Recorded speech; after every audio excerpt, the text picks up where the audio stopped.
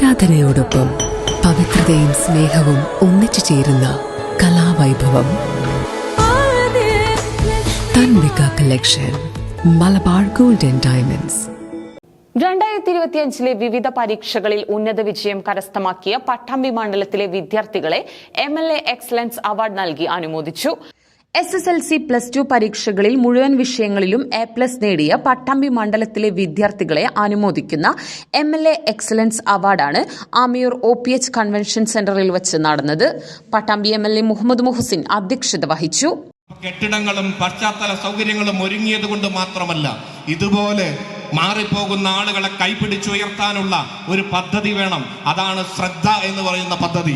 ആ ശ്രദ്ധ എന്ന് പറയുന്നത് ഒരു ജനകീയ മുന്നേറ്റമാണ്. ഈ താല്പര്യവുമായി വരുന്ന ഈ പട്ടാമ്പിയിലെ വിദ്യാഭ്യാസ മേഖലയിൽ ഏറ്റവും ശക്തമായി നിൽക്കുന്ന എല്ലാവരെയും കൂട്ടിയോജിപ്പിച്ചുകൊണ്ട് കക്ഷി രാഷ്ട്രീയ ഭേദമന്യേ നമ്മുടെ വരുന്ന തലമുറയുടെ സ്വപ്നങ്ങൾ യാഥാർത്ഥ്യമാക്കാനുള്ള ഒരു മുന്നേറ്റമാണ് ശ്രദ്ധ.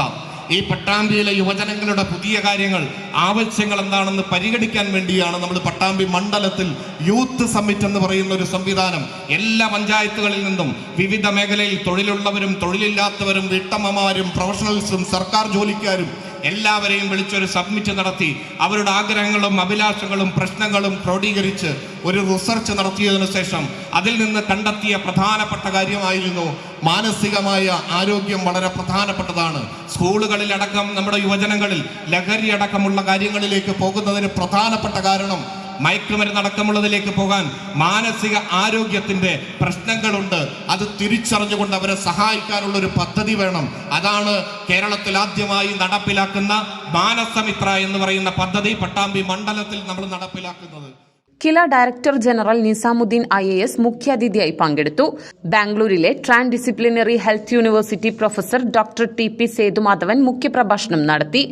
LSS USS NMMS സ്കോളർഷിപ്പ് നേടിയ കുട്ടികൾ, യൂണിവേഴ്സിറ്റി റാങ്ക് ജേതാക്കൾ, കലാകായിക മത്സരങ്ങളിൽ ദേശീയ സംസ്ഥാന തലങ്ങളിൽ 1, 2, 3 സ്ഥാനങ്ങൾ നേടിയവരെയും ചടങ്ങിൽ അനുമോദിച്ചു. വിവിധ മേഖലകളിൽ അതുല്യമായ സംഭാവനകൾ നൽകിയ വ്യക്തിത്വങ്ങളെയും ചടങ്ങിൽ ആദരിച്ചു.